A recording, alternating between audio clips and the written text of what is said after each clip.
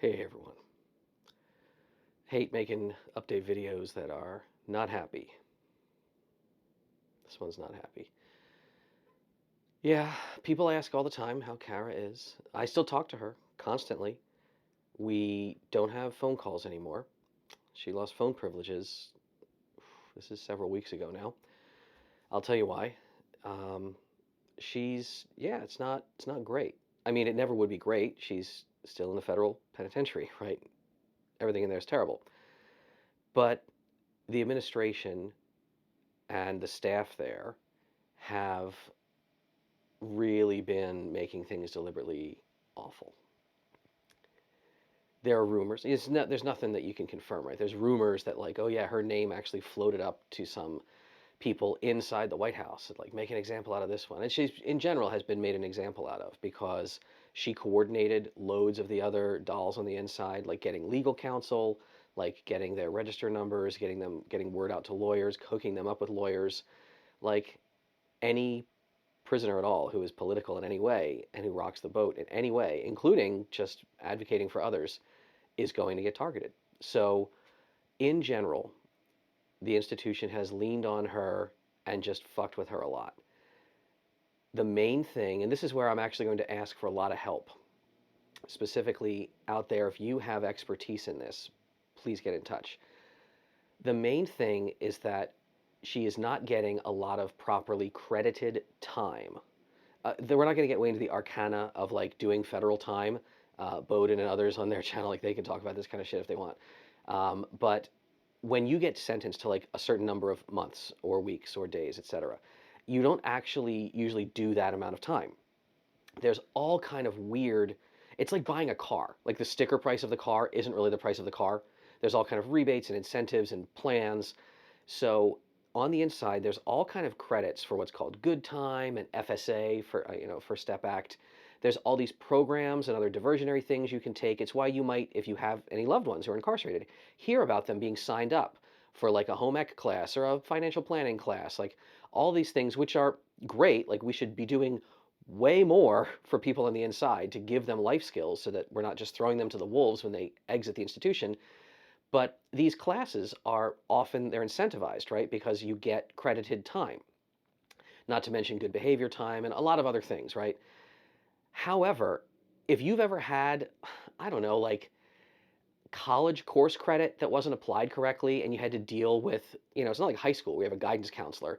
Like you deal with the registrar's office and you're like, no, my community college from this class should have transferred over. And you kind of have to self-advocate, right? It's not like the system is just going to work perfectly. Imagine that, but 10 times worse in prison.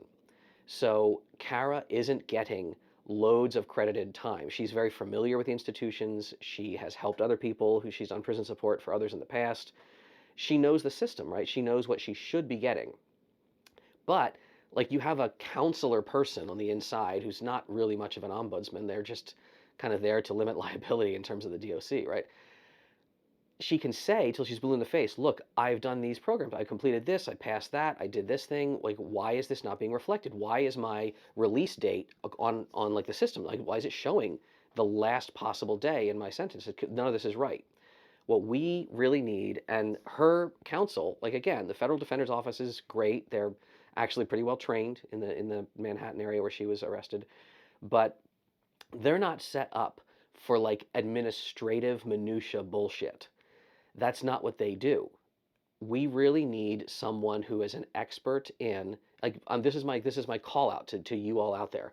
If you are an attorney who specializes in, or even an activist or advocate, part of an org who specializes in getting prisoners First Step Act and other time credits straightened out, doing like administrative prison support advocacy, that is what Karen needs badly right now.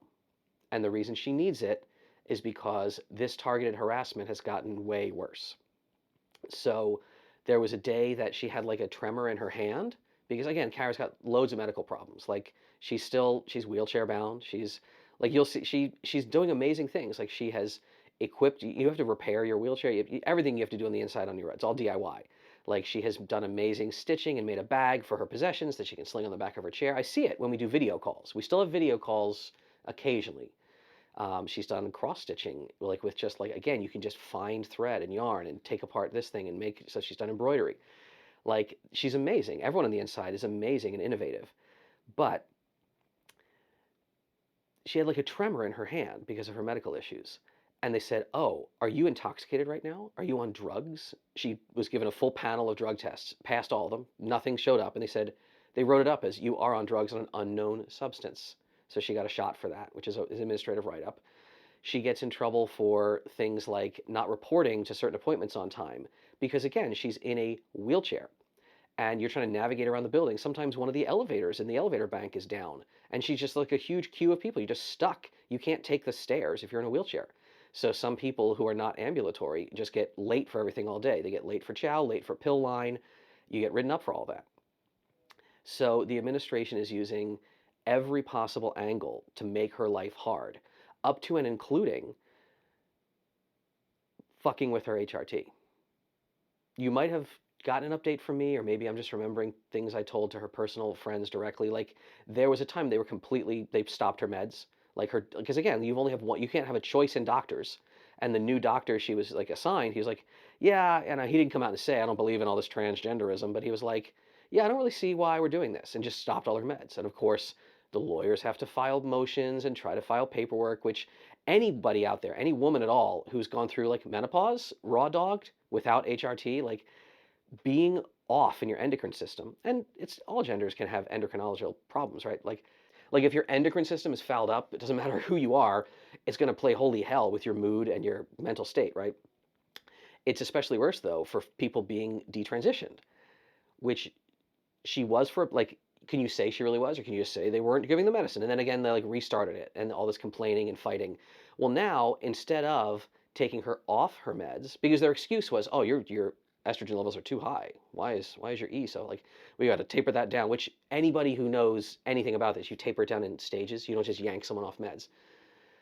That was restarted. Like, oh, she's getting her injections again. She's getting her meds, and then they've just started arbitrarily saying, well, actually, no, what we can give her your meds, they're just way too high. So they're giving her like half or one quarter what her med regimen or HRT had been all of her adult life, with no explanation. But because she's not being taken off her meds, it limits what the lawyers can do now.